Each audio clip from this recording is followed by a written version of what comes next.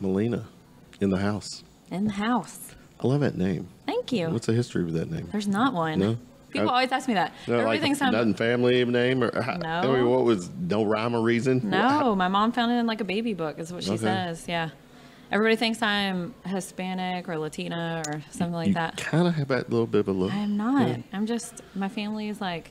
How's your salsa game? I mean, I can salsa. Yeah, I can dance. I got some moves, but no.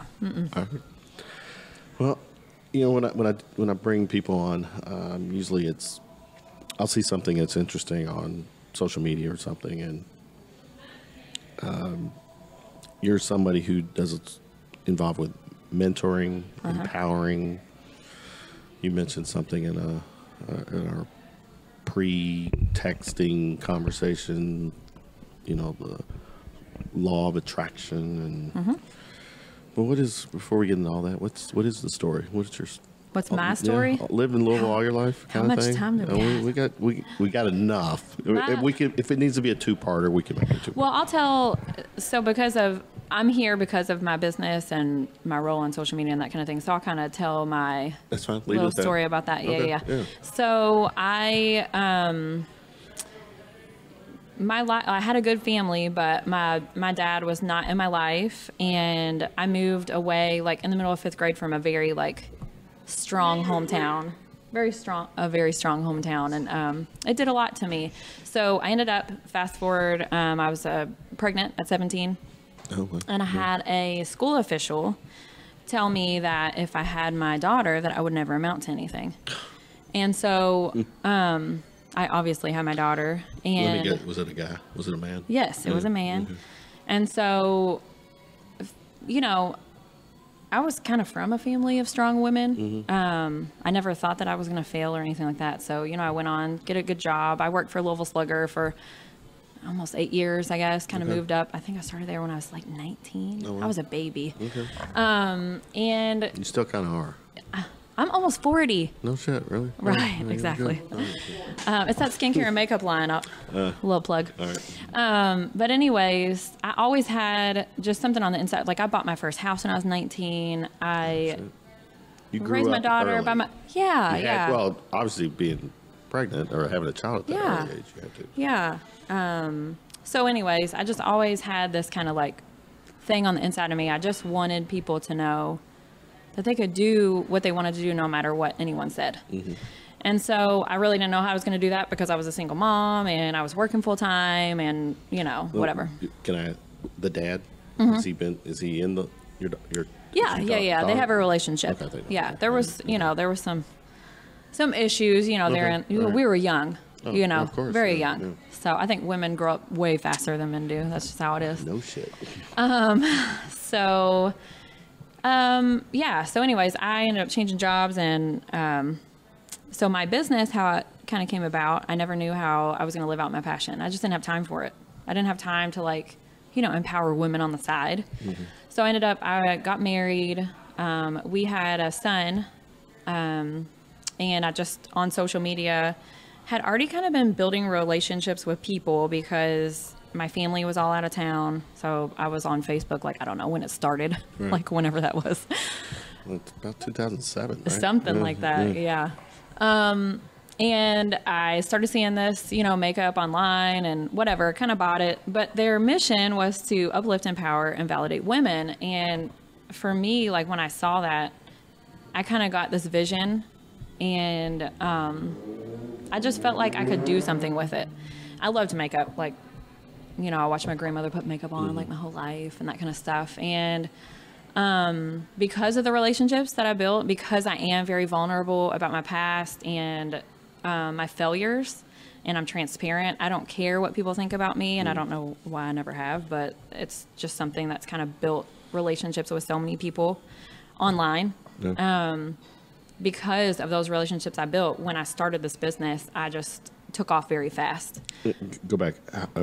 This is about 2014. Okay. Yeah. Oh, when I started. okay. It's almost 5 years ago. Okay, yeah. wow. Yeah. So literally just started putting mascara on everybody in Louisville. That's how it started. Mm-hmm. And Being then all girly. being all girly. Yeah.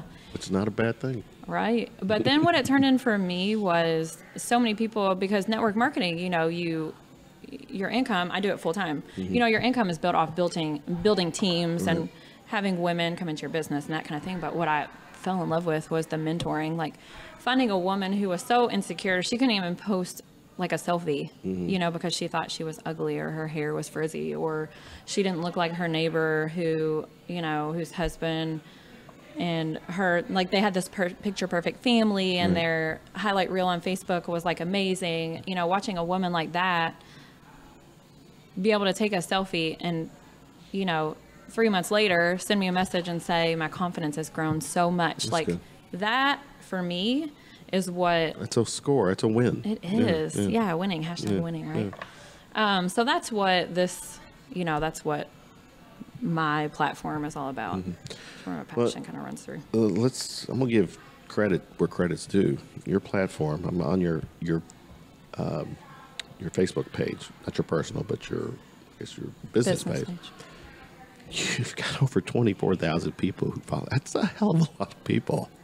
I mean, I'm curious. What was your rhyme or reason on the, or not rhyme or reason? What was the process in getting people to gravitate to you, to connect with you? So I think connecting with people all comes through being vulnerable and transparent with people. I think when people can connect with you, when people can feel like they belong somewhere, it makes them feel safe, and it literally makes a friend for life. You know what I'm saying? Like, I feel like there's so much bullshit out there. Like, people put on fronts and, you know, especially social media. I mean, there's so many like highlight reels that, and I kind of had it. You know, I went through a divorce. It's been over a year and a half now. And we were like hashtag power couple, you know, but you didn't see what was going on, you know, behind the scenes and stuff like that. I've been vulnerable and transparent about it since then.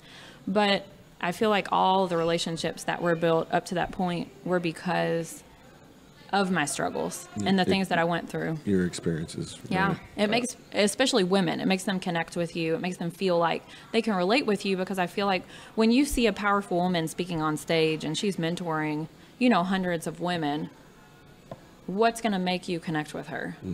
And so for me, I want women in the audience, anytime I'm talking to someone, I want them to understand that I get it. Like, I've been that teenage mom. I've been that abused wife. I've been that Been there and done that with them. abandoned daughter and, you know, struggling. I couldn't pay my bills, you know, like all of that. So Your Facebook page, the about, says succeeding through life and what it throws at you. Is that a profession? It sure is. You'll find everything from makeup to chaos here. yes. I got the makeup part. I got the empowerment part. What's the chaos? Chaos. What's your A chaos? hot mess. Hot mess. Struggle. I'm so disorganized, and like anyone who knows me will tell you, like, oh, Lord, I don't know. I just imperfections. Yeah. Literally, that's the chaos of it. It's like you hit that like button that's just like, let's survive today. But you know, when I see, you know, I go through your Facebook page and stuff. I mean, you're a very attractive person. You take great pictures, and I can tell makeup wise, you're that's part of the, you know, your thing. You're promoting you, but you're very unfiltered too. Very unfiltered. Yeah. And a lot of that is from, you know, just living it. Yeah. You're not holding anything back. You seem to be very real. Well, I think, I honestly, I attribute all of that to personal development. So I literally live, eat, and breathe personal development. Books like Brene Brown, Jen Sincero, Rachel Hollis. I mean, these powerful women who create these books for you to listen to, like, they're there for a reason, you know? Even in my business, I always say it's a me versus me business, because you can be very successful, but there's going to be a point in success where you have to face yourself. You have to face everything you've ever been through. You have to face all your insecurities. You have to face your failures. You have to face that eventually. And when you get there, it's really hard. But if you can work through your own struggles and your own failures and like look at yourself from the inside out and like heal that and make it better, girl, you got it going on, you know? Mm-hmm.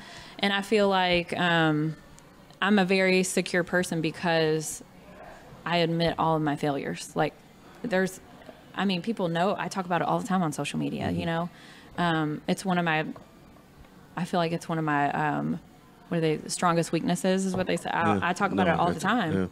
Yeah. I truly believe in law of attraction. You know, what you put out is what you get back. Mm-hmm. Obviously, there's some things that I will never understand until, mm-hmm. you know, whenever. Maybe I'll never understand them. Well, it's a nice segue. We had talked on, you mentioned the law of attraction, which people don't know. It basically is, you can correct me if I'm wrong, it's if you're nothing but negative, you're going to draw negative. Correct. You know, people, energy, and vice versa. Right. How do you practice that? So, let me see if I can think of an example. Yeah. So basically, law of attraction is, you know, and the biggest group that I struggle with this on is Christians. And I've been there. I was in ministry for 3 years. I've read the Bible from front to back. I can sit and talk to a prophetic, you know, like I bring it to me. But what I always say to people, even in the Christian realm, I say, you know, God created you in his image to be perfect. Mm-hmm. And something along the way told you that you're not. And that's powerful. But what is real powerful is the mind he gave you to understand that no matter what you want, so your desires, like mm-hmm. he says, like whatever you desire shall be, like you ask for it, I will give it to you. And that's one thing that I feel like people forget, especially in the Christian realm. Mm-hmm. They pray a lot, but they don't have their feet to it, you know? Mm-hmm. And so that's what law of attraction is. Law of attraction is putting feet to your desires, and pretty much your mind, like we don't even, as humans, like we don't even use a small percentage of the power of our minds. So like if you sit, I talk about debt all the time, debt and weight loss and mm-hmm. stuff like that, because a lot of people can relate with it. Yeah. If you sit all the time and all you do is tell yourself, I'm overweight, I'm never gonna, you know, look like that, or, you know, you keep looking at people and you're like, oh, I hate going to the gym, you know, then that's what you're going to feel. Right. But if you literally combat that every day with like a positive thought, and you're like, and then at the same time too, that mentality, you're going to wind up aligning yourself with people like that. It's just going to keep it that at that status quo. Correct. And you're never going to better yourself. Well, they say like one of the first things that ever opened my eyes to law of attraction is The Secret. Mm-hmm. And I always say you can watch it on Netflix, you can get on the website.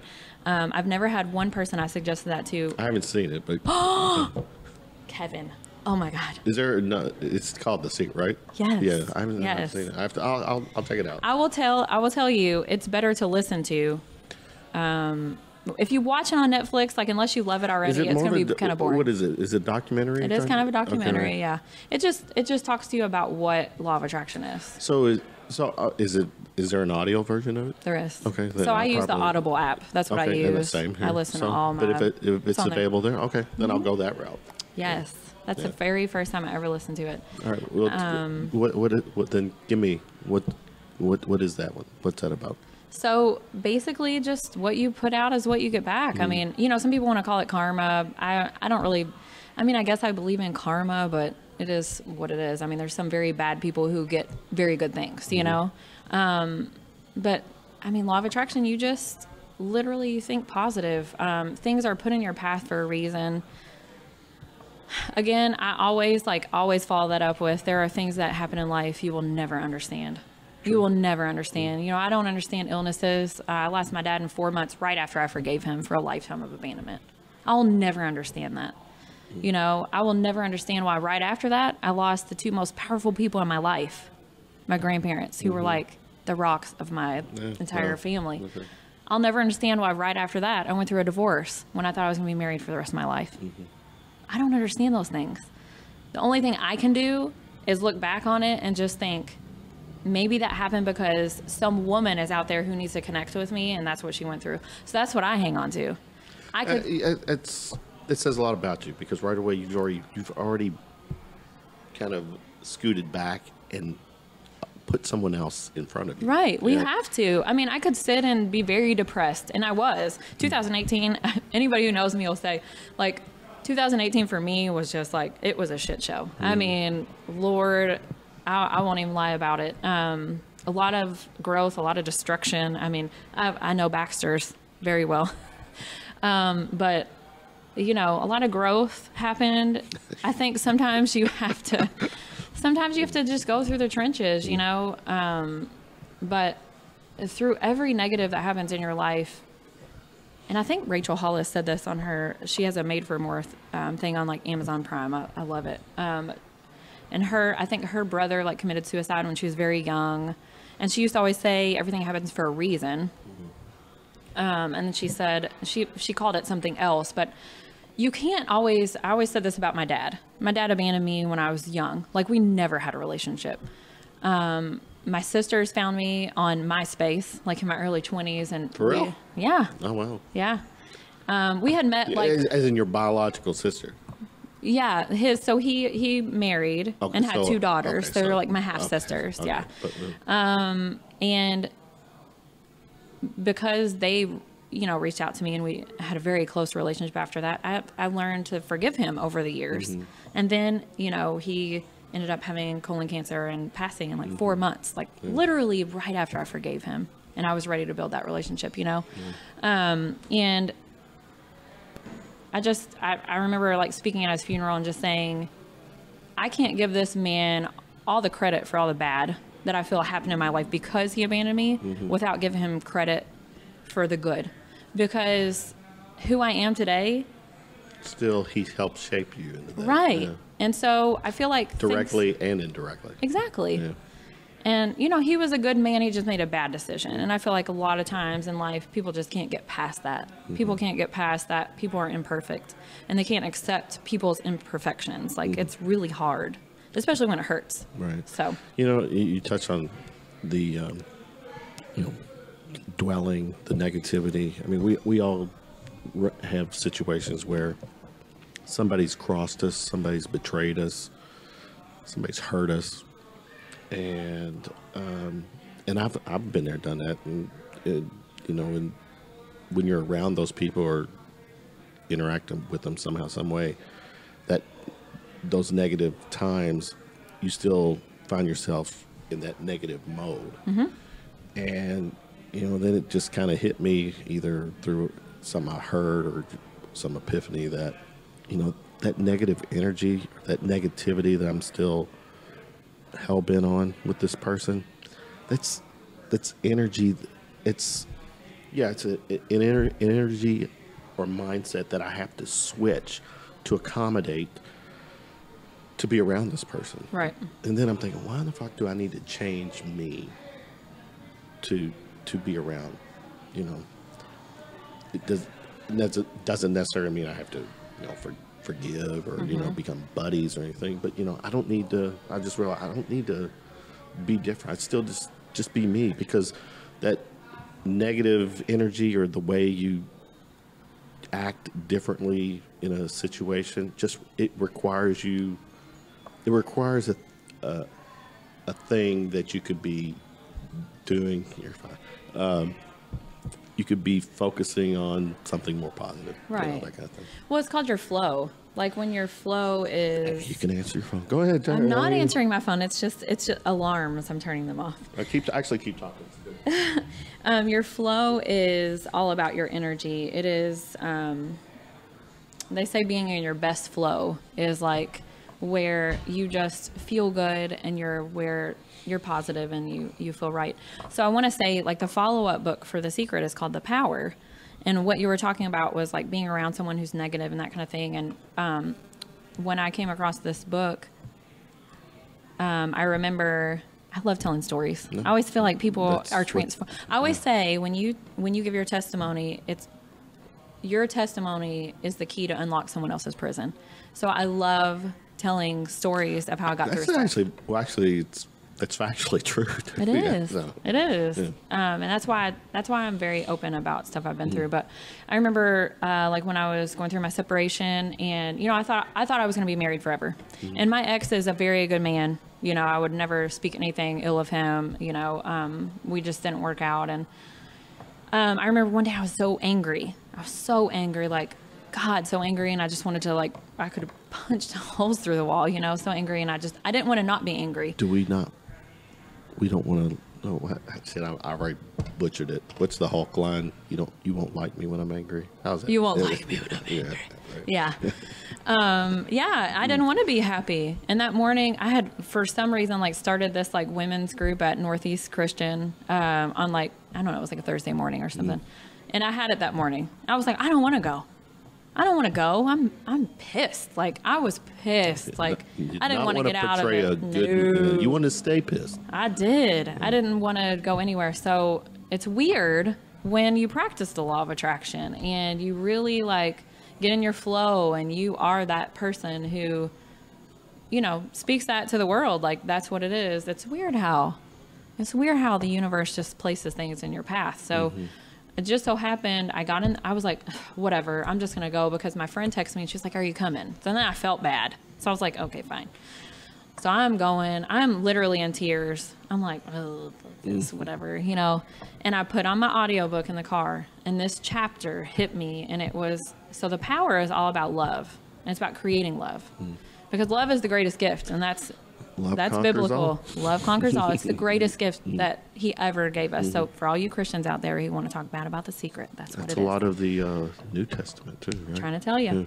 Yeah. So what it talked about was, you can't get rid of that anger. Like, you're not going to. Right. But what you have to do is you have to create love somewhere else and focus on that. Because that part right there, you're going to be pissed. Like, you're ready to like spit nails at this part. But if you can just go over here in this area and create some love. And so my thing usually is to focus on someone else. And so I went to this Bible study. It was about, you know, I think it was called We Saved You a Seat. It was about being vulnerable and transparent. Like, it was so amazing. Like, the timing of this study was insane. I showed up, I'm crying. My friend pulls up. I'm like, I don't even want to go in here. Like, I was so mad. I go in. I feel like it was almost like our last meeting or something. Why did the like leader of our little table, she was like, here, I have this necklace for you. And it said strong on it. I was like, like, lost it. I was like, what is happening here?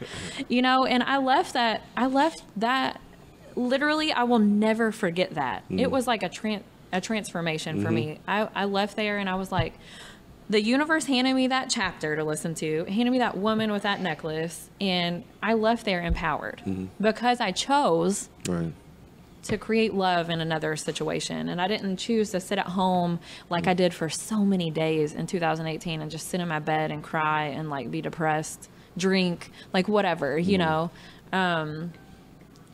The law of attraction, it's powerful because you have control over everything. Like, no matter what happens to you, I don't care what it is. I don't care if it's a diagnosis.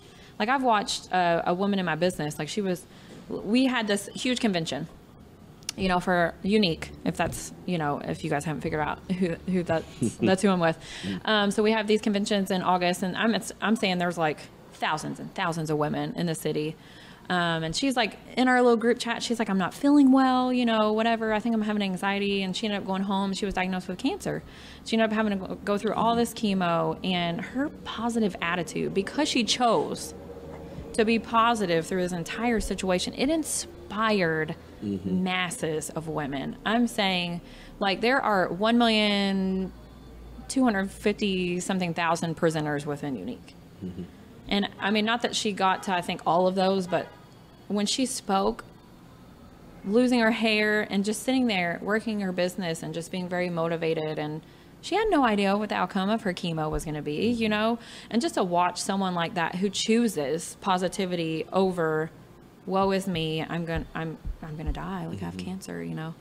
And, you know, she did end up being, you know, she's in remission now, which is amazing. But, you know, it's amazing to see what a positive mindset and choosing that you have power over your mind and what it can do for you. It's amazing what that can do. So, Yeah, I'm with you. It's funny, what's today, Tuesday? So I know, I never know what day it is. I don't either. It's like one long day. Oh, I guess it was yesterday. No, it was Sunday. Visiting, doing the Mother's Day thing. And I'm bitching and moaning about a paper cut. And that's how it starts. It does. And then I get there and you hear my mom tell some story about somebody who's dealing with cancer. It's like, all right. But my paper cut hurts. Like, stop whining, Kevin. But I mean, that kind of stuff happens. You know, you're going to bitch about things here and there. No, but then it's just like, I start to, just cowboy up, Kevin. It'll be okay. But here, here's the thing, too. What's your take on fate, destiny? Fate and destiny. I don't know. Like, that's a broad question. Like, what do you like? Give me a little. Do you think? Your cards are written when you're born? Yeah, well, let me back up. I do think. Are we about to get in a religious conversation? No, actually, no. I'm not a religious guy. I'm not either, but it's about to go there. To a degree, I think we're all obviously we have a born on date. Yep. And I think somehow, some way, or within our DNA, something. There's already an end date that's been established. I think it's there. And I don't want to say that we're going through the motions. I think we're giving the order of the universe is giving us all these paths that we can take. Yeah. But I do think eventually there's that wall. And my wall might be hopefully many years from now. Right. But I think that's already determined. I think it's out Well, there. I will tell you what my take on that is. And I mentioned earlier that I was in ministry. And when I was in my early 20s, I went through a really crazy time. And I ended up being in a church and saved. And I sang on praise team for years. God was my sanctuary. Like, I went through a very abusive marriage. And I formed a very close relationship with God. Now, Christians, totally different. They totally turned their back on me when I went through things. People are people. Mm-hmm. They always will be. And I want to say that as a side note for people who are struggling with that. But your relationship is what's the most important. I used to believe that when you were born, there was like this end date and it's already set in stone. But because of what my eyes have been open to, I feel like we have our own choices. And I feel like there are different paths that you can take as a human. I feel like there's going to be people who are going to take that woe is me path. Mm-hmm. And it's going to lead them probably not in some good places. Right. But you have control over your mind. Like, we have free will. Mm-hmm. From birth, we have free will. And that's from the beginning of time. That's what that's all about. And so that's why I feel like law of attraction is so important. I'm with you. Because if you choose to take everything that you are going through and everything that life hands you and you place positivity on it, and you're not always going to be positive. That's not what I'm saying. Like, no, literally, right, yeah. I will always go back. 2018, whoa. Yeah. It's powerful. Like, you have power that you are not even aware of. And it's because, like, I don't know. I don't know that they're like in my thinking. But okay, so when my dad died, like really quick after all of that, it changed my whole thinking of like religion and like of course, what heaven was, and Jesus, and like all this stuff. Me and my sister Holly, shout out to my sister Holly. I always say she's like me, but the nicer version, the blonde nicer version. We just have so many questions, it's like, and my sister Sarah too, like we all talk about it. I don't know. I don't know that there's like a set thing. I don't know. No, it's fair. But I feel like we have free will. So it changes things. It changes up the end plan, I'm gonna stay with religion a little bit until you shut it down. Do it.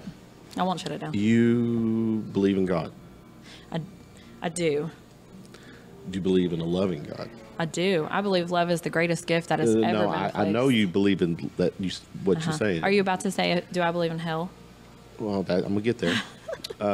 Staying with the loving God thing, you know, if there's a loving God, then my thing is that why did you go through all the pain that you've gone through? Well, I always... And then hold on. Then the response, the tip, and when I say you, it's a general statement. Right. But actually, it could apply to you, too. It will apply to you, too. So generally, the typical response is, well, God gives us free will. Or if he gives us free will, then he's kind of just basically rolling the balls out. You grab the ball, go. Yeah.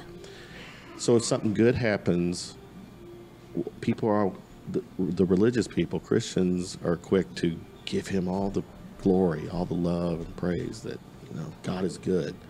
But when something shitty happens, they won't say, damn it, God, you fucked me over this time. Right. Well, you know, I don't. That's the hypocrisy of religion. Oh, listen, religion's very hypocritical. And I'll say that because I went from, this is just my example. I was, you know, on the praise team in front of a church of thousands of people who literally, like, I would get off stage singing and they'd be like, oh, hey, ah. And then I went through my divorce and they would turn their head. You know, I never had anybody contact me. I went through a lot of stuff. I feel like I really don't have an answer, and I feel like there's not answers that you're going to get. Like, you may never get them. Yeah. And I really don't know. Well, that's just it. We don't know. We don't know. And I'd rather hear that than someone trying to convince me.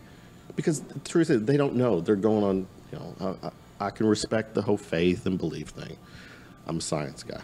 I do facts. I love it. You would love Northeast. He's a science, like he talks about science all the time. I've heard that. I swear he does. I've heard that. You would like it. You know, we should go. You know we what? should go. Well, I could probably go do Sunday. that. Yeah, I could. You know, but when it comes to church and stuff, I think there's a message out there for everybody. For me, every day, there's some type of message. This connection we're having now, I'm going to get something out of it. Right. I mean, well, that's. And if I don't, you know, you didn't do your job. Well, because, damn, Kevin. But you know what? I'm gonna hopefully I'm gonna endorse you after the fact because I am gonna get something out of this, and that's the plan. But yeah, it's, you know, religion is here's the thing. I always tell stories. So through that hurt, through the church, when they turn their back on me, I will never not give credit to the relationship I built with God through that.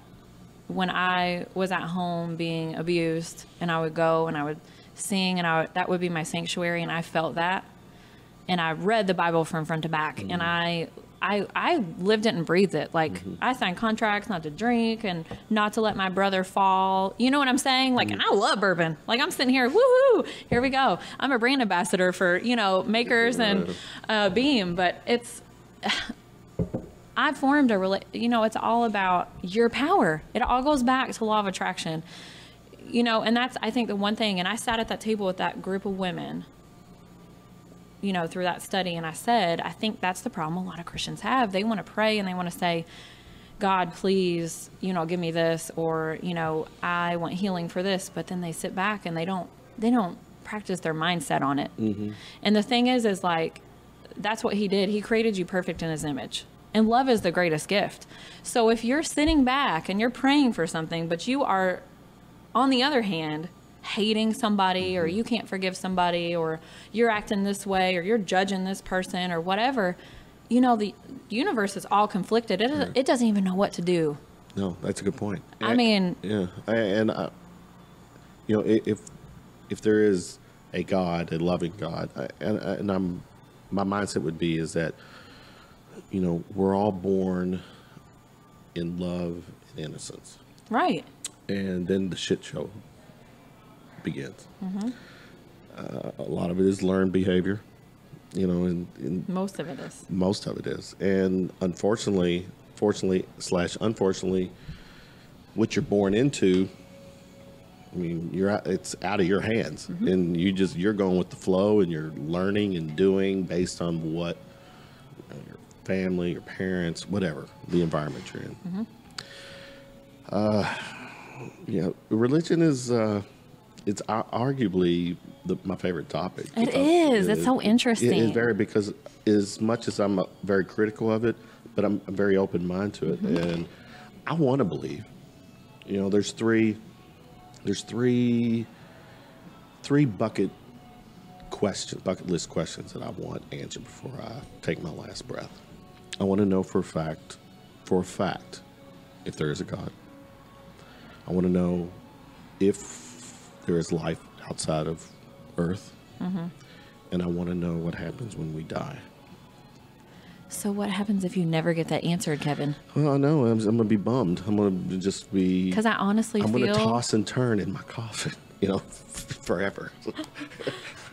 But those are some tough questions. They are tough, but I likely the alien part we might get an answer for sure.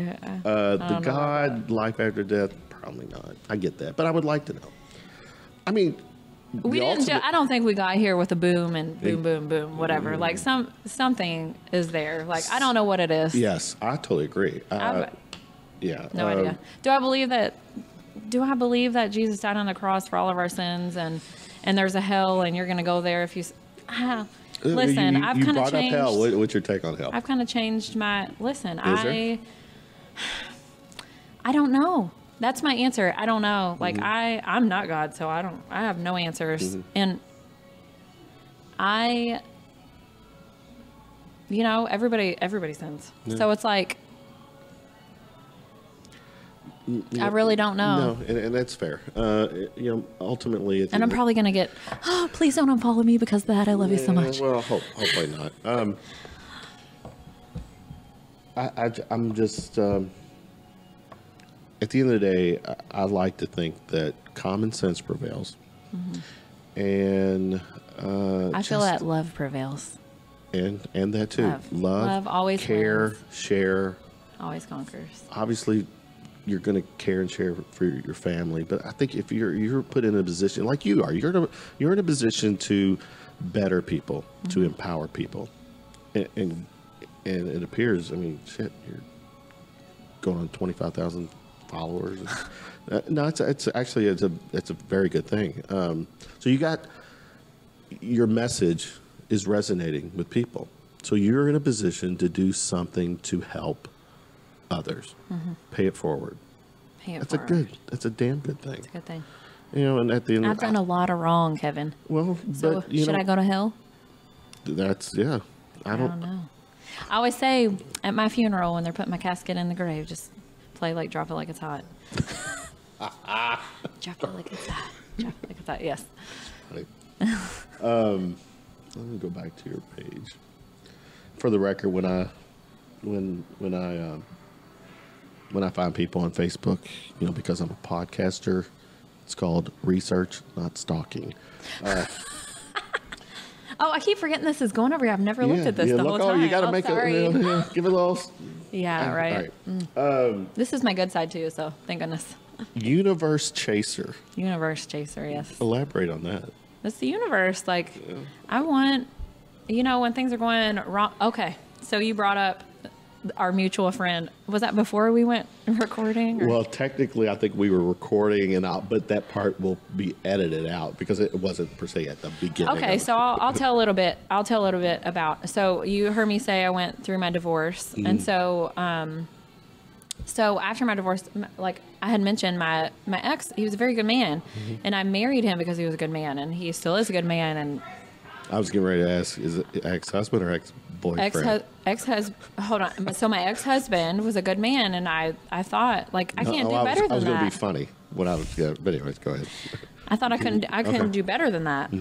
I was already handed my thing. It didn't work out, so I'm just going to be single forever. So I was single for, like a year and a half, and then I decided to start dating.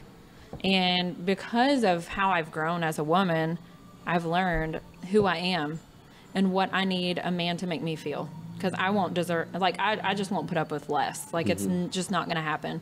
Because I've already had it good. I had it good, and that didn't work out. So, like, well, I'm going to challenge you. I'm going to have to, of course, I'm got to ask the question, define less. Less as in, because of what I do, like, if someone is making me feel unworthy of something, I'm not a bitch. I'm not a nagger. I'm not. Well, actually, that's fair because you're staying. To me, that's staying true to you. Right. That's your practice. And I feel like, okay, so here we go. Different subject. Dating. Women, listen up. Yeah. I'm gonna need you to get closer to the speaker now. Listen. Like, that's my thing. All my friends will talk. Listen. Listen. That's what I say. Listen, Linda. Linda. Right. You know, there was something that happened when we were little to tell us that we had to conform to things. And again, I will say this up front. I'm very submissive in a relationship. Like, I totally believe in like taking care of my man and like making him feel good and, you know, making him happy and that kind of thing. But in the same sense, like, I'm a queen. Like, I have like all the little jewels in my crown are there because I have went through some shit. And I'll be damned if a man will come in my life and make me feel like I am unworthy of him. Yeah. Like, excuse me? No. Like, you should be there we should be like by each other's side, lifting each other up. And if I'm sitting for weeks on end, like, what am I doing wrong or whatever? Like, no, I ain't got time for that. Like, I got an empire to build over here. Are you confessing to something here? I'm just talking. Okay. So I ain't got time. I don't have time to build or correct or repair a man. I don't have time for that. No. Like, and I'm almost 40. So it's not like I'm in my 20s and, you know, we're still like growing and stuff. So that's, you know, dating women, like wake up. Your gut is there for a reason. Like, when you start feeling things and like things aren't right, it doesn't mean that he's a horrible person. It just means that y'all ain't right for each other. Right. You know what I'm saying? And so when I feel like so many times, and I feel like this with marriages, I feel like, you know, so many times people get married because they're in the lust stage and they're like, yes, this feels good. Oh, the sex is great. You know, oh, he's cute and whatever. And everything goes so fast. And then all of their iniquities and all of the shit from their past just like comes and it smacks, you know, because they didn't take time to really see if this other person was compatible with who they really were, you know? And so when I left this marriage that was good, I just so I didn't date for like a year and a half. Like, literally, I'll say it again, 2018 was a shit show. Hashtag shit show. I used to call it a shit sandwich, you know? A shit sandwich. Yeah. Yeah. What's the condiment on that? Exactly. You have to dress it up however you want. There you go. Sometimes, you know, good things in life, you still have to eat shit sandwiches. Me too. I agree. So you might as well dress it up how you like, right? Exactly. Right. There's no such thing as too much bacon. But, exactly. Put it all on there. Whatever. Yeah. But yeah, dating, I didn't date for a year and a half. And then, you know, I started to date and I was like, oh, okay, well, that didn't work out. And then now, I don't know, I'm in something good now. So it's all good. That's good. Yeah. Did y'all both swipe right to connect? Swipe, yeah. Did you? Which? This current one? No, okay. No. Or any of them? No. Were you on the? Did you do the, or have you done the dating? The dating apps? Yeah, that was real interesting. Yeah. Yeah. Okay. Yeah. Well, I did because I feel like Facebook, people just know who I wanted to meet people who didn't know who I was. True. So I didn't want to meet people. I don't want to talk about my inbox with Facebook. Okay, y'all get out my inbox. I always tell my girl, listen, I tell my girls on my team, I say, listen, I want you to have confidence like the dude that's been in my inbox since 2010 with no response. I need you to have that confidence. Yeah. He's still holding on. He ain't even got no response since 2010. And he's like, hey, beautiful. Hey. That's confidence. And what's that? I'm going to have to call out guys when they do that. Just because a chick, pardon the gender, you know, likes a post or, you know, accepts your friend requests, doesn't mean she's in love or she's craving your attention. Men and women are so different. They're just so different. It's that kind of pathetic because I'm older than you, so I've been there and done that, and anyway. I know, it's wild, the whole dating thing. I'm glad I'm out of it now. I didn't want to do it for very long. Is this a keeper? I think so. I think, yeah, he's a keeper. He's good. All right. I made him work. He put in work. He did? Yes. Some effort, huh? Oh, yeah. I mean, I'm sorry. Yeah. I mean, you are. Sorry. You are who you are. I'm not trying to say I am who I am. Well, I kind of am. Like, you know, like I deserve to be treated well. So, yes. Love her harder. Yeah. Hers and themselves. Yes. Yeah, yourself. Yeah. So in my business, what I mentioned earlier, like it's a me versus me business. So I feel like women can start out very strong, very, very strong. But in this industry, males are they're the top dogs because I feel like confidence is so different. Women, on the other hand, we have so many insecurities. We compare ourselves to so many other women, body images. You know, we always hear even other women talking about other women. We hear men talking about other women. So I feel like in this industry, I have learned so much about women and their insecurities. And But doesn't social media help play into that? I mean, oh, for sure. Yeah. Social media, Yeah. like I always God said, if I didn't damn run a it. social media business, like I wouldn't be on it. Same. If I wasn't, Yeah. Actually, if you go to my Facebook page, Actually, I take that back. I take that back because I want to inspire the masses. But Yeah. Yes. But no, that just other than my podcast and really my kids, I try to not. it's the destruction of so many relationships. It's the destruction of so many. Well, not just relationship like male-female relationships, No, but friends. I mean, you know, friends, we're everything. in this day and age, especially on the political scene. I can have 9 things in common, greatly good in common with someone, but that one Comment on that picture. common in common with them, but but I'm saying with politics, but my political views with the current administration, if I was to, once that becomes known, that's a deal breaker for people. Oh, yeah. So that's my thing with social. Well, that's why I media. said comments. Oh, Those okay. comments, I got they you. kill Yeah, same. relationships. Okay, there you go. You see that, and I see people that, they lose their mind. That's why I don't really talk. You know, this is probably the first. I don't talk about, I think, religion. Now I do live videos, you know, here and there, and I'll talk about religion and stuff. But this is probably the most religion talk I've had in a long time. But yeah, social media, it's brutal for a lot of women. No, we haven't really brought this up, but like my company that I'm with, they originally started because so the founder and the co-founder, they're brother and sister.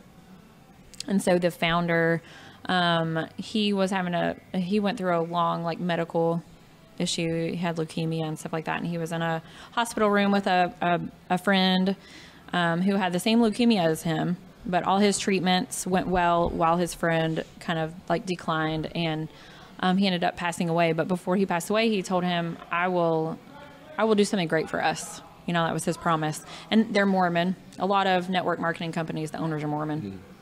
So he's very, you know, religious man. And so he like went through years of, he like had a software company and he was very successful. He sold that and had, you know, he did well. He did well for himself, you know, but he felt like something was missing. Something happened to him medically, and he ended up back in the same spot where him and that man had made that promise. And he just felt, you know, I haven't done what I've needed to do. And so, something happened, and he tells the story, and literally like, I'll send you the video. I'll send you a video later so you can see him like speak about it. It's very emotional. He's great people. So he talks about someone he loved very much, a woman, was sexually abused in adolescence. And she was talking about how much shame she felt. And he said in his car drive while he was like talking to his wife about this, he said out loud, somebody needs to do something about this. And he said he could literally feel like he could cut the air with a knife. Right. Like that was what he felt he needed to do. So, you know, those listening, like you, I don't know if you know, I know you have daughters, but you know, the ratio and the statistic for women that are sexually abused before the age of 18 is 1 in 4. It's insane. And so him and his wife started this foundation. They started a foundation to help sexually abused women. And a lot of companies start and become successful and then find a charity, but our company was started on the foundation of sexually abused women. And then they found a product that just blew up. Gotcha. And so now we have our company. And so people ask me a lot of times, like, what makes your makeup different? Or, you know, why should I buy this or whatever? You know, there's so many like brand snobs out there. And yes, I'm talking to you, whoever's listening, you know, you got to wear that MAC and whatever. No brand specific, just whatever. But they say, you know, and I'm very confident when people ask me, they're like, you know, what makes your makeup different? And I'm like, because we're there for a cause. You know, we are there because 1 in 4 women before the age of 18 are sexually abused. And I'm not talking about an 18-year-old. And this is not to say that that's less of anything, because I've been in this situation on spring break, 15, drunk as hell, can't move, can't talk, and some dude takes advantage of you. Mm-hmm. I'm talking about a 1, 2, 3, 4-year-old girl who is left in a situation with a caretaker because her mom doesn't have any other choice. Mm-hmm. And she is taken advantage of. Like, that's what I'm talking about. I'm talking about these girls who, before the age of 18, 1 in 4. 1 in 4, I'm saying, like, how many daughters do you have? I have 3. You have 3. So, like, at any time, they've had friends over, right? So you think 1 in 4 of any women that you're ever in a group with has had that happen. Yeah.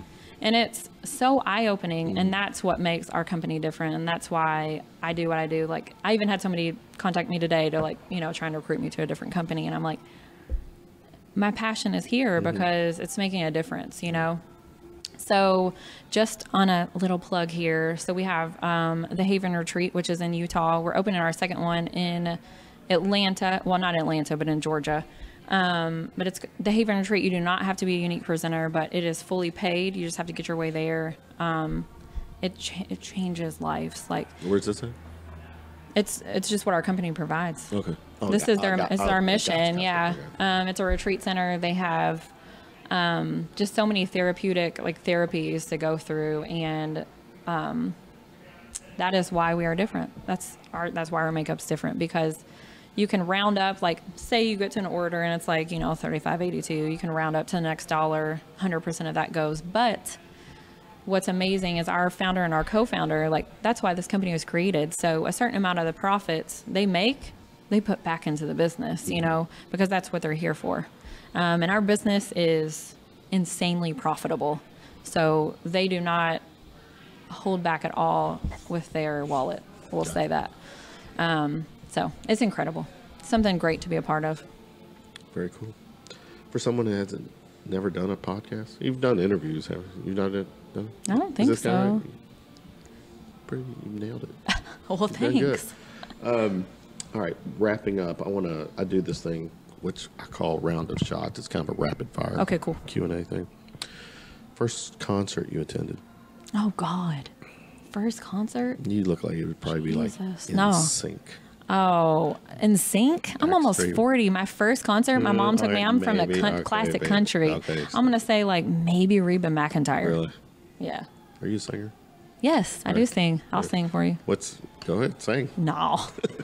No. What's your go-to, like, what would be your go-to song to sing? My go-to song to sing? Probably Alicia Keys. Okay. Yeah. Okay. If you could have a superpower, what would it be? Superpower? Oh, gosh. To read people's minds. Yeah. If you were stuck in an elevator with a celebrity, who would it be?